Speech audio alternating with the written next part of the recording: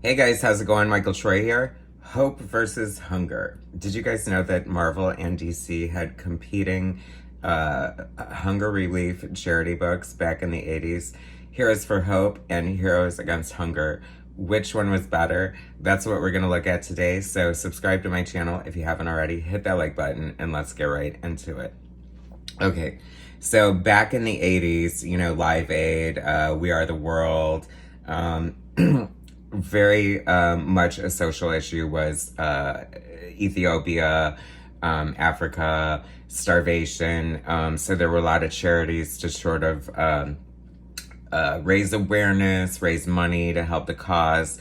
The song We Are the World was a big fundraiser for that. And so comic books, always being very like socially conscious, really, got in on the action. The first one was Marvel's Heroes for Hope. And of course, Marvel and DC always have to get on each other's bandwagons. But there's a little bit of an interesting story behind this. So we're going to look at the Marvel one first, because that was the first one, even though, spoilers, it might be the better one. Just look at this Art Adams cover. Iconic, classic, Wolverine and his famous pose. That was started by Paul Smith on X-Men 173. Art Adams was told to mimic it for his famous standout cutout, and we've seen that image or a variation of it forever. Art Adams really does own that image of Wolverine. It's so interesting, too, because this is from 1985, so good Lord have mercy, this is only almost 40 years old, folks. Can you imagine? Anyway, I know half of you just flatlined, but don't worry, I'm going to bring you back. Here we go. Okay, you can just tell a sign of the times, like, Rogue looks super punk rock. That outfit wasn't one of my favorite outfits, nor Magneto for that matter, but doesn't Art Adams draw them? Super cool. We have depowered Storm in the back here. It makes me sad that she's like the minimal character in the background. Art Adams is one of the best Storm artists out there, by the way. Rachel Summers Phoenix. I love this costume. I think it was designed by John Romita Jr. Maybe not, but Art Adams sure does draw it good. This Colossus costume I can live with. It's only slightly different than his original one, and I like it. And Nightcrawler. Never mess with Nightcrawler's costume. He is like perfection. So we have a gag-worthy list of creators here. Story by Claremont, Nocenti, Wrightson, Starlin, and Shooter. So the story is that Bernie Wrightson and Jim Starlin approached Jim Shooter to do a famine relief comic book jam issue with, a bunch of talented artists. And boy, did they bring the talent. Diametrically opposed to the DC one. Like, some of the names in the DC one I don't even recognize. But as far as writers here, we have Stan Lee, Ed Bryant, Louis Simonson, Stephen King. Can you believe Stephen King and Bernie Wrightson working together on an X-Men comic book? How crazy is that? Bill Mantlo, Alan Moore, this is like considered probably the best 3 pages Alan Moore has written in his superhero comic book career. Harlan Ellison, Joe Duffy, Mike Barron, and Steve Rude of Nexus. How cool is that? Denny O'Neil, normally, or no, I guess he was at, whatever, he did both. George Martin, Bruce Jones, Steve Englehart, Jim Shooter, Mike Grell, and Archie Goodwin. And the pencilers, John Romita Jr., John Buscema, Brent Anderson, John Byrne, Brent Anderson, Bernie Wrightson, Charlie Vest, Richard Corbin, Mike Kaluta, Frank Miller, Brian Bolin, John Bolton, Steve Rude, Brett Blevins, Herb Trimpe, Gray Morrow, Paul Gulacy, Alan Weiss, Jackson Weiss, Howard Chaykin. Gotta do the inkers. I love me inkers. Al Gordon, Klaus Janson, Joe Sinnott, Terry Austin, Dan Green, Jeff Jones, Jay Muth, Tom Palmer, Richard Corbin, Al Milgram, Bill Sienkiewicz, Craig Russell, John Bolton, Carl Potts, Al Williamson, Sal Buscema, Greg Morrow, Bob Layton, Joe Rubenstein, Steve Leiloha, and Walt Simonson. Very cool jam issue, right? I love this opening page of Rachel just standing on the steps of the mansion, drawn by John Romita Jr. and interestingly inked by Al Gordon. Stan Lee wrote this, and I can't help but think he wrote the hell out of it. Are you like me when you read something written by Stan Lee? I hear his voice. Welcome to the home of the outcast mutants known as the X-Men, the most uniquely powerful superheroes on Earth. It is morning. The sun is bright. The air is calm. There's not a cloud in the sky. All is silent and still. The world seems covered with a blanket of peace. So why is this girl screaming? Excelsior! Okay, that may have been the worst Stanley impersonation ever, but I'll let you be the judge. Anyway, so there's a problem in the mansion. It's waking us up. You're screaming at my doorstep. And what is the problem? It's hunger. I don't know. It's so crazy. The X-Men were on freaking fire. I mean, obviously, Art Adams helped propel that with his amazing art. The X-Men was an obvious choice for the book, a total no-brainer. It's interesting to note, this is the pre-Image era. So you're not going to have a lot of, big splash pages and stuff. And I feel like, I don't know, I missed that. You know what I mean? This feels like such an event comic book that really should be here. Lots of interesting pairings on art. We have John Byrne and Terry Austin here for this 3-pager. And it's so funny, too, because this is well after Byrne had left the X-Men. So we were, really excited to see him draw the X-Men again. And it's not even that great. The biggest panel here is, all this machinery and stuff. Of course, it's gorgeous. Super gorgeous. I love it. But then we get these, metallic-looking versions of the X-Men. I don't know. This isn't horrible. I mean, as you saw from the cover price, $1.50. Could you imagine a comic book only being $1.50 and it's to raise money for charity? I mean, what the F? Anyway, I feel like you've got Ann Nesenti, Joe Duffy, Louis Simonson, Chris Claremont, a lot of people very close to the X-Men. So I think there's a lot of character development here that works really well. This is amazing. Stephen King and Bernie Wrightson, inked by Jeff Jones. That's so interesting.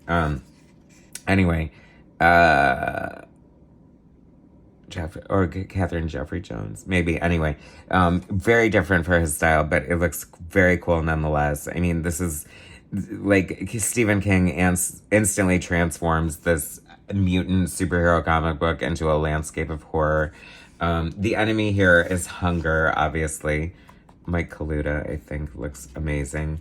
I don't know. It's just a very cool book that, it's weird because it's this was such a buzzworthy topic, the famine relief, world hunger. And I guess world hunger has been solved because you just really don't hear people mention it at all anymore. So good job, guys. I guess this book must have raised a lot of money. Here are the infamous Richard Corbin, Alan Moore pages. So it's 3 pages, and apparently Alan Moore's script for it was, I don't know, 12 or 13 pages or something. Maybe even more than that. It's ridiculous if Alan Moore is involved. Right down to the books that Magneto would be reading. I love his old helmet here. Richard Corbin, oh my gosh, this is so amazing. I wish we would have gotten a full issue of Alan Moore, Magneto, what do you call it? You know what I mean? So good. Who do we have here? Page 19. Oh, that's Mike Kaluta. I'm sorry. This one was Charles Vess. My bad. Charles Vess right there. Obviously, right? Kaluta here, looking very cool. I love Rachel's Hound outfit. I always wanted a Chris Claremont series exploring Rachel's Hound era. Now we have that in a Days of Future Past miniseries, but it's not written by Claremont, so how good could it possibly be? I don't know. I feel like he should just always write that kind of stuff. But this is very cool here. I love, of course, it was I liked this era with Rachel at being the displaced daughter of Jean and Scott from an alternate future, because it's sort of had the Phoenix elements going on without it being Jean, which I feel was beat over our head too much anyway. I'm just rambling at this point, but here comes the Frank Miller, Bill Sienkiewicz pages, and look how beautiful that is. What a great pairing. Are we surprised at all? They've collaborated many times, usually with Frank as the writer and Bill as the artist, so it's very cool to see this collaboration here, and it looks fantastic. Of course, this, poster worthy right there. So good. Anyway, here comes Storm by Brian Bolland, written by Chris Claremont. How cool is that? Very interesting that this is sort of hot on the heels of, what do you call it, Killing Joke. And then we've got this sort of circus funhouse setting. Coincidence? I don't know. Chris Claremont. Did you just read The Killing Joke? Anyway, who do we have here? John Bolton, another great artist. Just like nonstop cool, like artists, one after the other. Steve Rude, written by Mike Barron, inked by Carl Potts. I mean, how cool is that? You know, you're not going to get a lot of Steve Rude X-Men, or like, I think, did he do that, like, old X-Men, like the original X-Men series, which would have been perfect for his style, of course. Who do we have here on page 31? Because Brett Blevins, I thought that was you. Interesting. You know, a lot of these people are being inked by different people and not instantly recognizable when it's not either inked by them or the inker they're normally paired with. So it's very interesting in that way. I don't know. You know, they come up with these cockamamie ways to, like, solve world hunger. I feel like this has peeled the onion a little bit. And we'll get more into it on the DC one. This is good here. This is looking gray marrow. 36, 37 gray marrow. Yeah, beautiful stuff. I mean, and also getting people on X books that normally wouldn't do them. I mean, this is like the jam from HE Double Hockey Sticks. It's so good. Paul Gulacy. Alan Weiss. I don't know. Jackson Weiss. And then we finish with Howard Chaykin being inked by Walt Simonson. I mean, who knew we needed that? And how great is that? Anyway, fantastic, right? I really, back cover, interesting, because it must give credit. Let's see, story, blah, blah, blah, blah, blah, blah. Back cover, Jim Starlin. Oh, that's very cool. Love to see that. Anyway, so that was, you know, the first one. And then, of course, DC had to do their own. And this came way after the fact. However, I feel like Bernie Wrightson was pitching this one too. Like, they had to do their own one. So it's very funny because, you know, the X-Men way more exciting. This is like, is this like pre-crisis, right around crisis? So things are a freaking mess at DC right now. Or maybe they're reestablishing it. I don't know. But, you know, you got Lex Luthor in his superpowers costume. Great cover by Neil Adams and Dick Giordano. So we're going to have Superman and Batman here. I love that the Superman is green. Like, how stupid is that? It should be red. Glaring oversight. All proceeds go to relieve hunger in Africa. All right. So, another, like, this also has a great list of creators. I feel like this is the inferior book, though. Like, why didn't it have the Justice League? Although, was the Justice League not around? Who knows what was going on at DC at this time? I can't. I don't know. Anyway, so writers, Jim Starlin, Carrie Bates, Elliot Magan, Paul Levitz, Mike Barr, Michael Fleischer, Bob Rozakis, Roy Thomas, J.M. DeMatteis, Robert Block, Robert Lauren Fleming, Marv Wolfman, Tony Isabella, Jerry Conway, Barbara Randall, Andrew Helther, Dan Mishkin, Len Wein, Ed Hannigan, Mindy Newell, Steve Englehart, Joey Cavallari, Paul Kuberberg, and Doug Monk. Then the pencilers, we have George Perez, Paris Collins, Dennis Cohen, Jan Dursema, Keith Giffen, Ross Andrew, Jose Luis Garcia Lopez, Carmine Infantino, Marshall Rogers, Bernie Wrightson, Joe Brozowski, Sal Almendola, Kurt Swanberry, Winter Smith, Ernie Colin, Walt Simonson, Eduardo Barreto, mind you, David Gibbons, Jack Kirby, very cool that he's in here, Tony Salmons, Jan Jurgens, Joe Kubert, David Ross, and Jim Sherman. Then inkers, we have to, right? Fair play to the inkers of the Heroes for Hunger.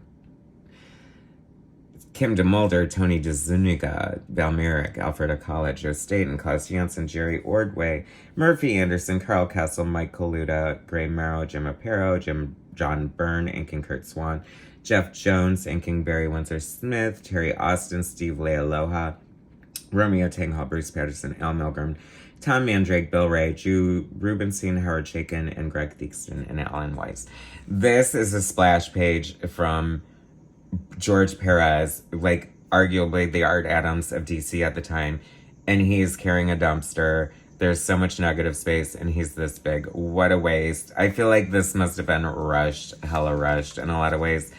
I mean, if you're getting George Perez to do the splash page, this is not what you want. It's so interesting. Just like the Marvel one, you know, there's not a lot of money shots. I feel like this is the era where DC characters were just like disgruntled middle-aged men with a chip on their shoulder. Like you get a lot of like schoolyard like taunting between Batman, Superman, and Lex Luthor, which is kind of funny in a way. Very telling of the times. Keith Giffen, looking very Keith Giffen here. I think this is inked by Klaus Janson for sure. Ross Andrew, inked by Klaus Janson. Cool. Inimitable Jerry Ordway. Jerry Ordway really has such a classic superhero style, and he is so unique unto himself. To me, he's like one of the most proficient inkers ever. I love his art so much. He is classic superhero canon right there. I don't know. You know, DC, this is very Silver Agey in a way, you know, which I love, nostalgically speaking, but it's kind of corny in a lot of ways too. I don't know. You know what I mean? Like I'm saying, like, where's Wonder Woman? Like we need a variety in characters here. Bernie Wrightson, very cool. I love seeing him draw the Lex Luthor armor. I mean, where else are you gonna get that? You know, a lot of the same contributors are in here too. So, you know, Lex Luthor comes up with this crazy idea. He's able to grow lots of, you know, humongous tomatoes on Luthor Planet or wherever the hell he is. This is what I'm saying about continuity. Like, you can't just dip back in and know what's going on. Clearly, it's so funny because this is inked by Jim Aparo and instantly recognizable. Some artists are just so distinct and so my favorites. Inked by John Byrne, Ross Andrew. See, another waste of talent. I don't know. I just think this is actually pretty cool, these Barry Windsor Smith pages here. You know, very interesting that he would do like a famine relief book with his life-death story taking place in Africa with Aurora and stuff like that. It's funny because this I instantly recognize as Terry Austin's inks. I mean, you can just tell the texture, the stipple, the finish. It's just very Terry Austin. And I don't know, there's these like crazy characters and this guy and this woman, you know, schooling them. You ain't gonna solve world hunger, so don't even bother trying. It's taking me forever and I even know I can't do it. But beggars the question. Like, superheroes are so terrible in these types of stories because there is no solution. You know what I mean? We have the power as humans to solve these issues, yet we don't do anything about it. You know, it's just because you can fly and lift things doesn't give you an advantage over solving social issues that, I don't know, that just can't be solved. I don't know, whatever. I'm trying not to be political, but you know what I'm saying. Like, I feel like, I don't know, apathy is what I'm saying. Clearly Kirby here. How cool is that? Love it. All the Kirby dots forever, giving me exactly what I want from Kirby.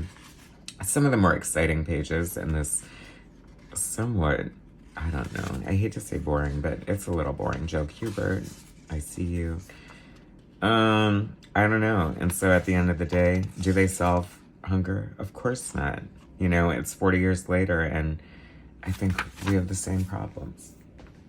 Anyway, who wore it better? Hope versus hunger.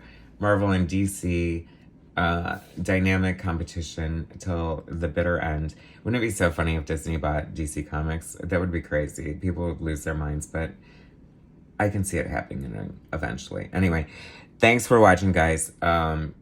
Subscribe to my channel if you haven't already. Hit that like button, and I'll bring you more soon.